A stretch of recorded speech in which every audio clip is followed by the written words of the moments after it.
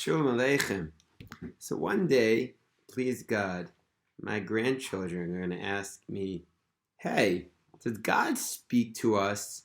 And I'm going to say, yeah, absolutely, all the time. And they're going to say, when? And I'm going to say, when you learn Torah. When you learn Torah and you really do it just for pure holy purposes, God speaks to you. So they're going to say, really? Did that ever happen to you, Grandpa?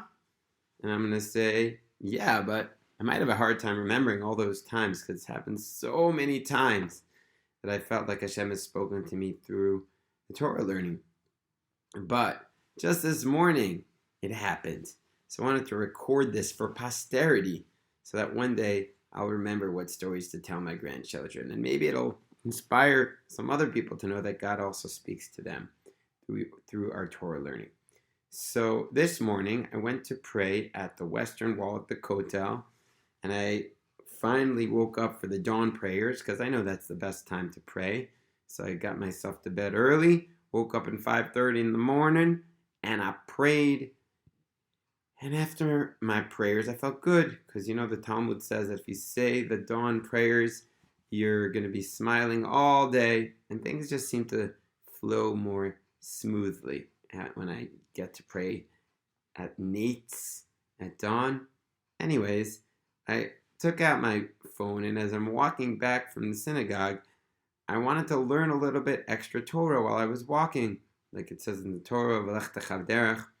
And I have a chavrusa, a study partner on Sundays, Gary, and so he sent me some the sheets to prepare to learn that we'd be learning in our study session. So I looked at it, and what he sent me was a teaching from Rav Ovadia Yosef, and it was all about checking your pockets before Shabbat, because we don't want to carry on Shabbos, and we don't want to carry muksa, things we're not allowed to touch on Shabbos, things we're not allowed to move on Shabbos. And that's what I'm studying as I walk up, and since I had a little extra time, I decided I'd pop into my yeshiva and, study a little bit and listen to the prayers, maybe get some amens in there. And my rabbi, right, my main rabbi happens to be there at the door. And I always love if I can find an opportunity to learn with him. I asked him, Rabbi, maybe you have some free time? He also davened the early dawn prayers. So he said, great. And we opened up Rav Kook. He's an expert in Einayah, a book about Rav Kook. And I sit down, and what's the quote-unquote random topic that my rabbi was reading from?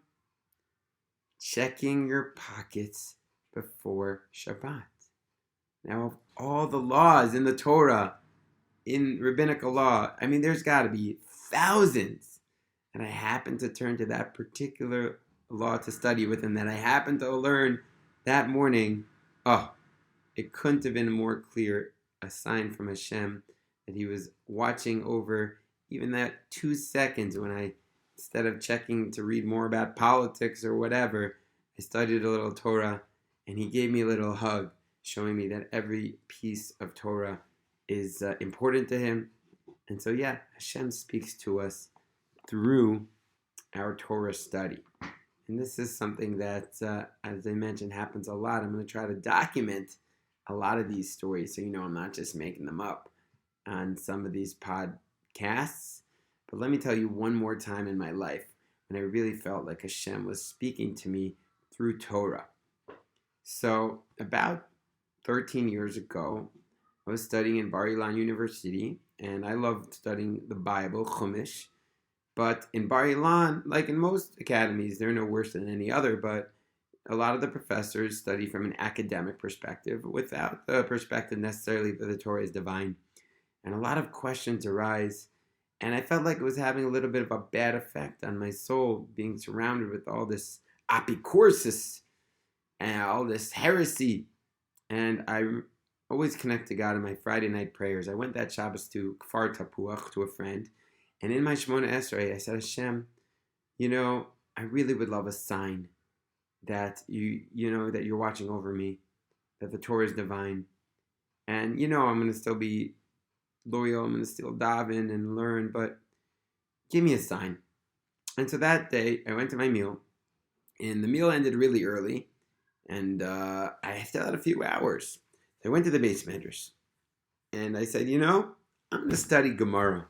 I'm going to study brachas. I'm going to say the words, because learning Chumash, thank God, comes naturally. But learning Gemara was a little bit of a challenge. It didn't come so, it's not my first thing that I want to open up. I said, I'm going to open up a Gemara. And I started learning the fourth parak, the fourth chapter of brachos. And the topic that I randomly chanced upon was dealing with whether Mariv, the third prayer of the day, is optional or mandatory. Nowadays we know it's mandatory, but in Talmudic times it wasn't so clear. And it's a big dispute, Rabbi Yeshua, Rabbi Gamliel, Rabbi Shimon. And I'm learning to myself, learning strong, no one around me. And a random guy comes into the study hall, all the way on the other side, and he's studying his book, and I'm studying on the other side.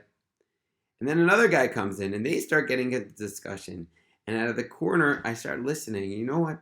One guy asked the other, they ask, is Mariv optional, or is Mariv, the third prayer, mandatory? And I hear this, I'm like, did he just ask that? And I say, well, actually, it's an argument between this rabbi and that rabbi. And I start quoting the whole discussion. And they look at me like, this guy a Talmudic genius? He knows the whole Talmud by heart. But I knew, and you knew, that it's not that I'm a genius, but it's that Hashem was watching over my prayers and my study, and he was communicating to me through my Torah study. So I bless us to learn hard and to listen and look out for those messages that God is giving us through our Torah study. Torah Hashem temima, Torah Hashem temima, Torah Hashem temima, Meshivas nafesh.